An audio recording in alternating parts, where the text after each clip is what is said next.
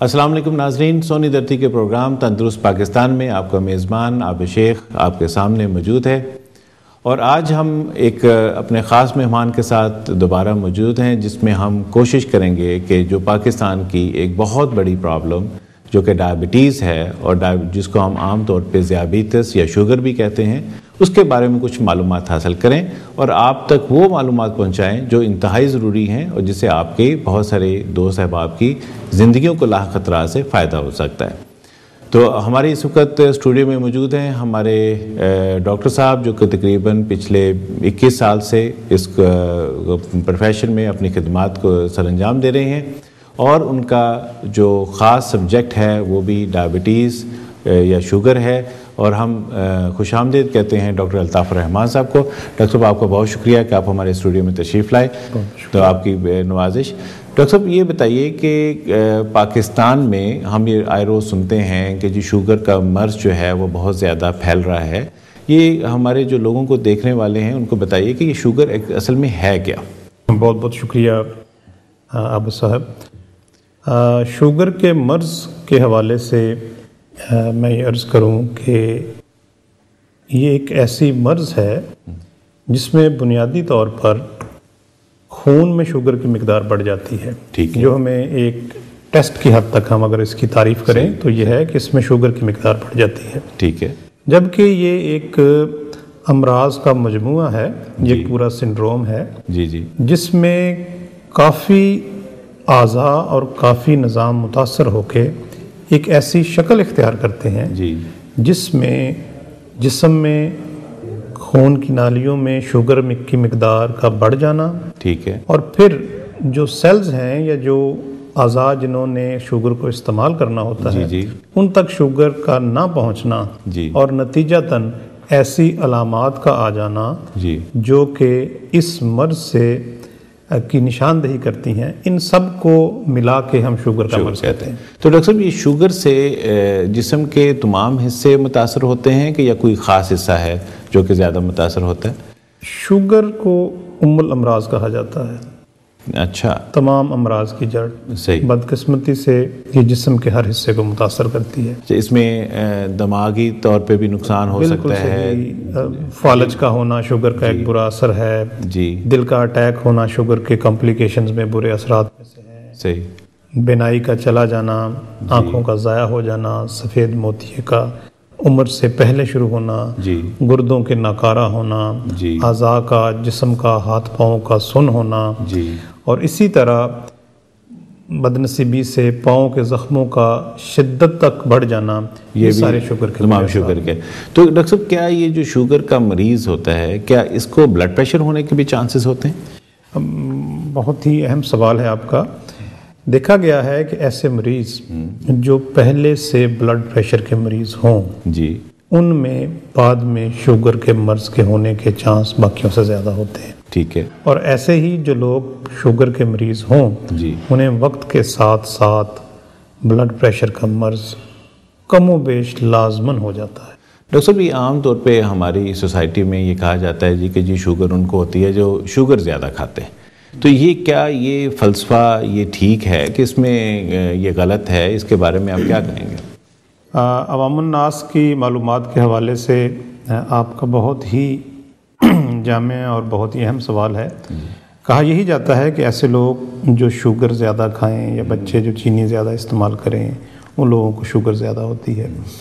बुनियादी तौर पर शुगर के असबाब एक नहीं कई हैं। ठीक है। उनमें से कुछ तो साइंस और तहकीक कुछ चीज़ों को तो समझ सकी है। सही। और कुछ ऐसे अवामल और फैक्टर हैं जिन्हें अभी तक भी समझा नहीं जा सका। ठीक है।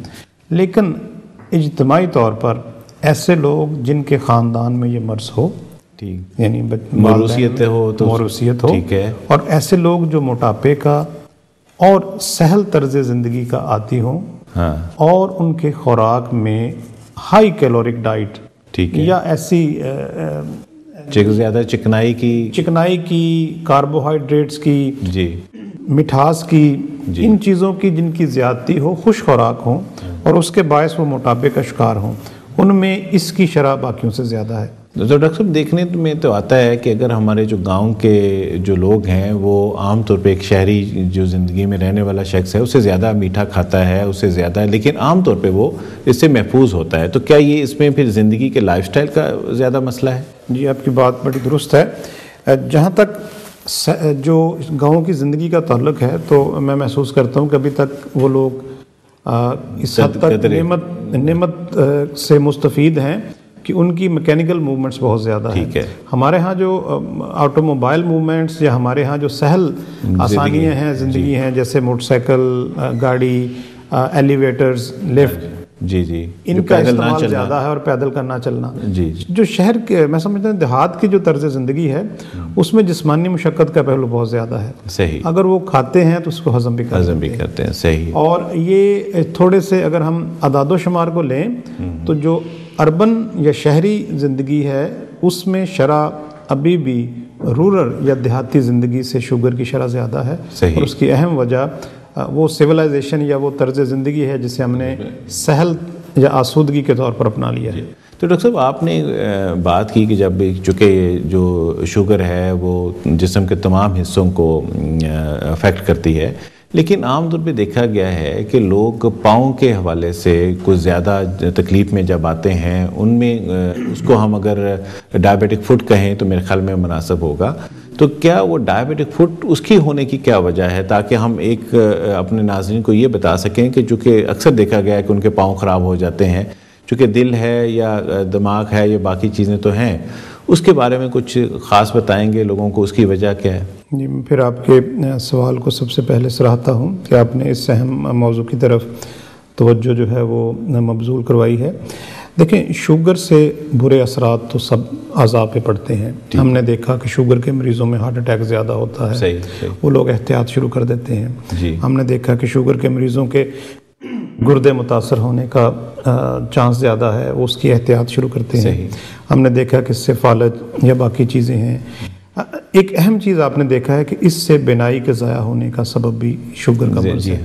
تو یہ کچھ ایسی چیزیں ہیں، جیسے خدا نخواستہ فالج ہوا تو زندگی کسی نہ کسی طرز پہ چلتی ہے، ہارٹ اٹیک ہوا کسی نہ کسی طرز پہ چلتی ہے، گردوں کے مسائل ہوں تو کسی نہ کسی طرح مشکل اور آسانی سے گزر جاتی ہے، لیکن اگر آنکھوں کے امراض ہو جائیں تو زندگی کی ایک اہم حصہ جو ہے ختم ہو جاتا ہے۔ ایسے میں محسوس کرتا ہوں کہ ایک اہم چیز پاؤں کے زخم اور اس کی شرح ہے، جس کو نگلیکٹ کیا جاتا ہے یا مریض جس کو اہمیت نہیں دیتے، اور یہ ایک ایسی چیز ہے کہ خدا نخواستہ جس کے پاؤں پہ زخم ہوا یا اس کے پاؤں کا کوئی حصہ شوگر کے باعث کٹا تو یہ بنیادی طور پر اس کی معاش کو کاٹ دیتا ہے، اس کے لیے معاشی طور پر ایک بڑا ہی سنگین دھچکا ثابت ہوتا ہے۔ اس کے محتاجی آ گئی، چلنے پھرنے میں محتاجی آ گئی، وہ اپنے کام کار کے، اپنے روزمرہ کی جو روزگار کی کاوشیں ہیں اس سے بھی وہ محروم ہو جاتا ہے، اور یہ صحیح معنوں میں اگر میں اسے ڈس ایبلٹی کہوں تو اگر ایک ڈس ایبلنگ کمپلیکیشن جو ہے ڈائبٹیز کی تو ڈائبیٹک فٹ اور اس کے برے اثرات۔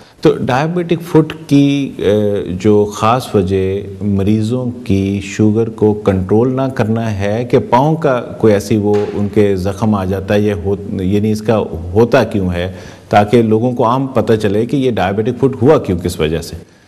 اصل میں ایک تو پاؤں کے حوالے سے ہم محسوس کرتے ہیں کہ جتنی ہم چہرے کی یا جسم ہاتھوں کی حفاظت کرتے ہیں اتنی ہم پاؤں کی حفاظت نہیں کرتے۔ یہ ایک نارملی یہی دیکھا گیا ہے نارملی کہ پاؤں کے لیے تھوڑی سی نگلیکشن ہوتی ہے کہ اس کی ویسے کیئر نہیں کی جاتی، اور شوگر کے معاملے میں تو ہم ایک لفظ مریض کو کہتے ہیں کہ اپنے پاؤں کی حفاظت ایسے ہی کرنی ہے جیسے آپ اپنے چہرے کی حفاظت کرتے ہیں۔ تو اس کا مطلب یہ ہے کہ پاؤں کی حفاظت چہرے کے کم از کم اتنی جتنی آپ چہرے کی کرتے ہیں، کاسمیٹیکلی بھی اور ویسے بھی، کلینینس میں بھی اور کیئر میں بھی۔ تو ناظرین، ابھی ڈاکٹر صاحب نے بات کی ڈائبیٹک فٹ کی، اور ہم اس کے بارے میں مزید آپ کو بتائیں گے، ڈاکٹر صاحب سے مزید پوچھیں گے کہ ہم اس سے بچ کیسے سکتے ہیں، اور اگر خدا نخواستہ کسی مریض کو ڈائبیٹک فٹ ہوتا ہے تو ہم اس کی کیا علاج دے سکتے ہیں اور اس کی فردر کمپلیکیشن کو کیسے اوائڈ کر سکتے ہیں۔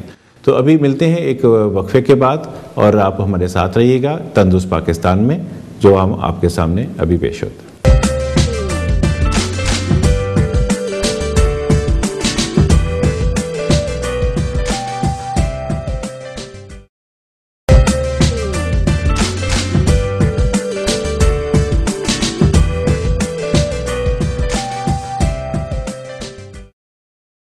ناظرین، وقفے سے جانے سے پہلے ہم بات کر رہے تھے کہ ڈائبیٹک فٹ کیا ہوتا ہے، اور ہم ڈاکٹر صاحب سے پوچھ رہے تھے کہ ڈائبیٹک فٹ سے ہم بچ کیسے سکتے ہیں. تو ڈاکٹر الطاف الرحمان صاحب ہمارے ساتھ ہیں. ڈاکٹر صاحب، ہم بات کر رہے تھے کہ ڈائبیٹک فٹ کو ہے اس کو اپنے پاؤں کو اپنے کم از کم منہ کے جتنا خیال رکھنا چاہیے. اگر ہم نہیں رکھتے اور خدا نخواستہ ہم ڈائبٹیز سے متاثر ہیں تو اس کی پرابلم آئیں گی کیا علامات ایسی ہیں جو کہ سامنے آئیں گی؟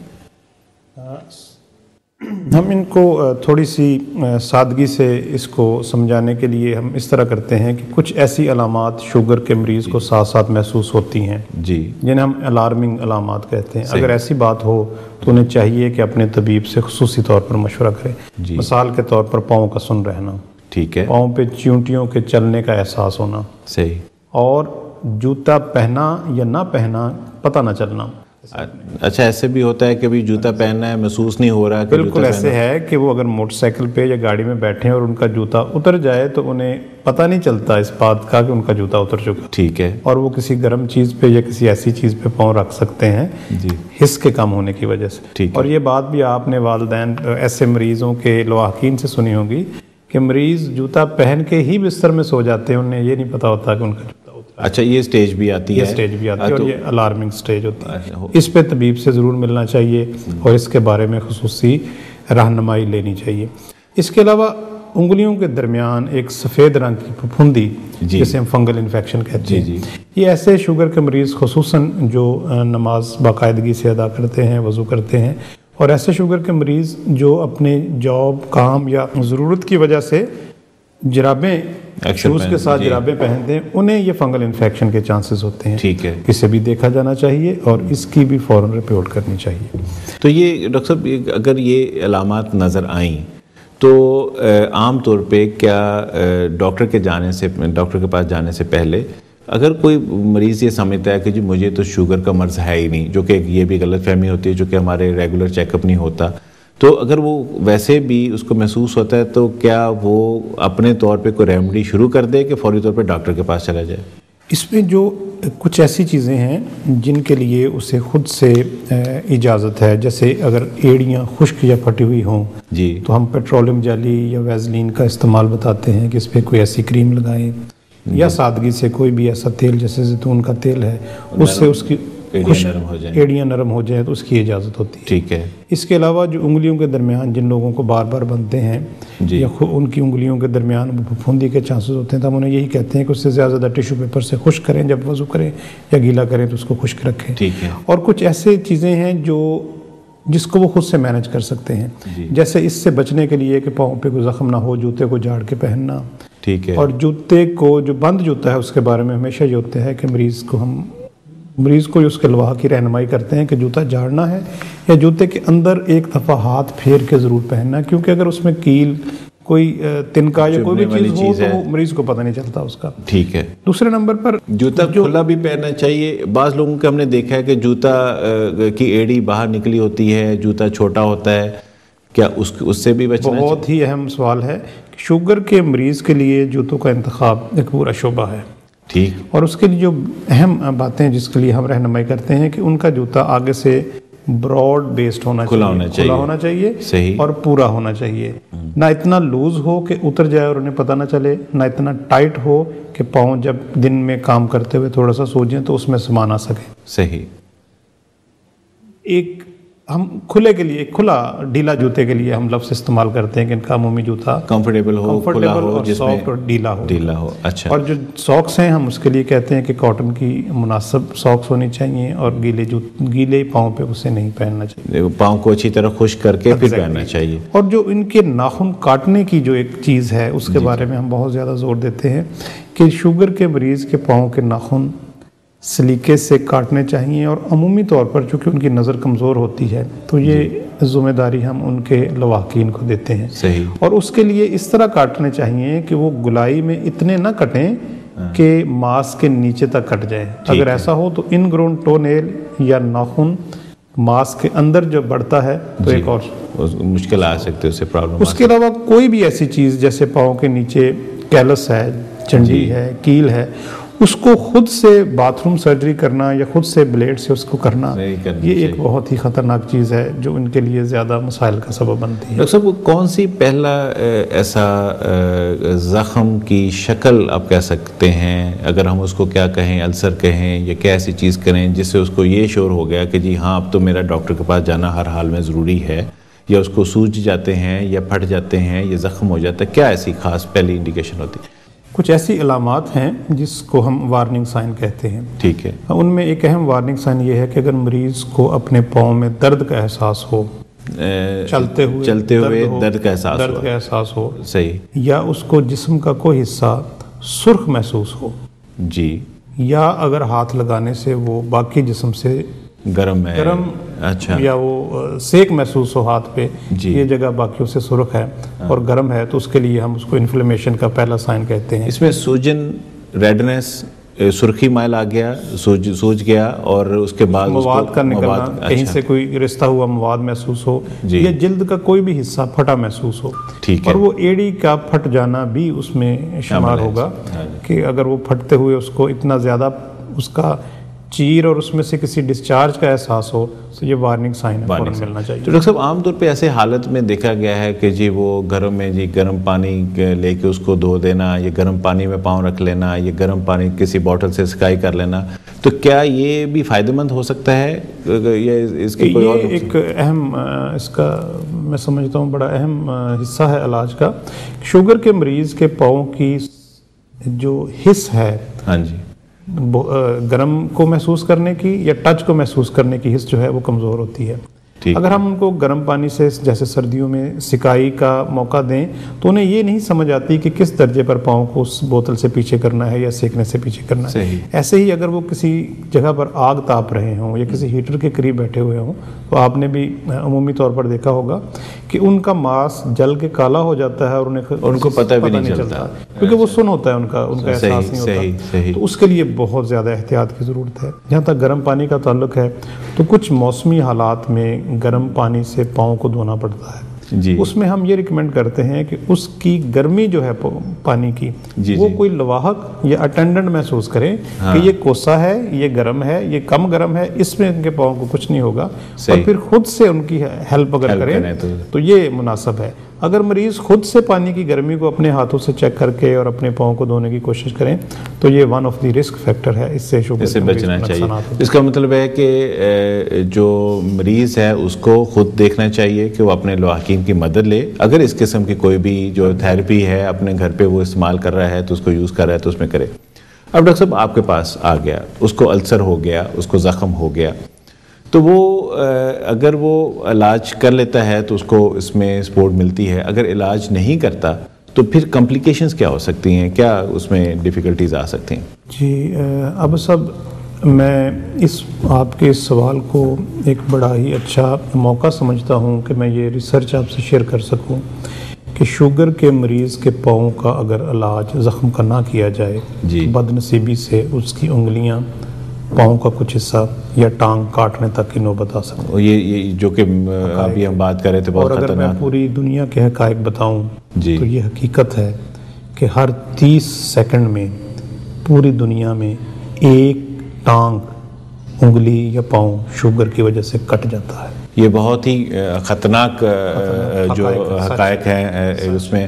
تو اگر ہم مختصر وقت میں ہم آپ کو یہ بتا سکیں، پوچھ سکیں کہ یہ بتائیے کہ اس کا پھر خاص علاج کیا ہے جس کی طرف ہم جائیں؟ تو بالکل درست، اس کے علاج کو ہم سٹیج مینجمنٹ کہتے ہیں کہ وہ زخم یا السر کس درجے کا ہے اور اس درجے کو کس طرح فزیشین نے، سرجن نے، ڈائبٹالوجسٹ نے مل کے اس کا علاج کرنا ہے۔ ٹھیک ہے۔ علاج کے لیے اس وقت شوگر کا کنٹرول کرنا بہت ضروری ہے اور اس کے لیے عام طور پر انسولین شروع کروائی جاتی ہے۔ ٹھیک ہے۔ اگر زخم کا آپریشن یا زخم کا ڈیبرائڈمنٹ کرنا ضروری ہو تو وہ سرجن ضرور کرتے ہیں، اور اس کے بعد عمومی طور پر مریض کو داخل کر کے یا اس کی دیگر جو ضروریات کے مطابق اس کا علاج کیا جاتا ہے اور اس کو سنگینی سے انڈر سپرویژن دیکھا جانا چاہیے۔ تو ہم یہ کہہ سکتے ہیں کہ اگر خدا نخواستہ ایک مریض جس کے پاؤں کا، جس کو ڈائبیٹک فٹ ہم کہیں، اگر اس کا مسئلہ آنا شروع ہوا ہے، اگر وہ اس کو پراپرلی علاج نہیں کرواتا تو چانسز ہیں کہ خدا نخواستہ وہ اپنے پاؤں کی انگلیوں سے یا اپنے پاؤں سے ہاتھ دھونا بیٹھے۔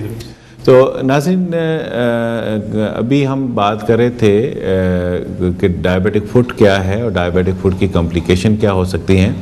ہم شکر گزار ہیں ڈاکٹر الطاف رحمان صاحب کے کہ انہوں نے اس مختصر سے ٹائم میں کافی خاص باتیں وہ بتائیں جو ہمیں دیکھنی چاہیے، اور ہمیں اپنے جو بھی جتنے اعداد و شمار کے مطابق دنیا میں پاکستان میں اس وقت ڈائبیٹک پیشنٹس ہیں ان کو مد نظر رکھتے ہوئے ان کے علاج پہ خاص طور پہ اور جو ان کی پاؤں پہ خصوصی طور پہ توجہ دیتے ہوئے تاکہ ان کی کوئی ایسی پرابلم نہ آئے. چونکہ جیسے بھی ڈاکٹر صاحب نے سٹارٹ میں کہا کہ اگر وہ علاج نہیں کرتے ہیں اور ان کی خدا نخواستہ پاؤں ضائع ہو جاتا ہے تو پاؤں کا مطلب ہے ایک ٹانگ ضائع ہو گئی. تو یہ ایک انتہائی مشکل آ سکتی ہے ان کی زندگی میں، ان کی اپاہج پن کی طرف لے کے جا سکتا ہے. تو یہ ایسی چیزیں ہیں جن کو ہم خیال رکھیں اور اس کے ڈائبیٹک فوٹ سے ہم بچ سکیں.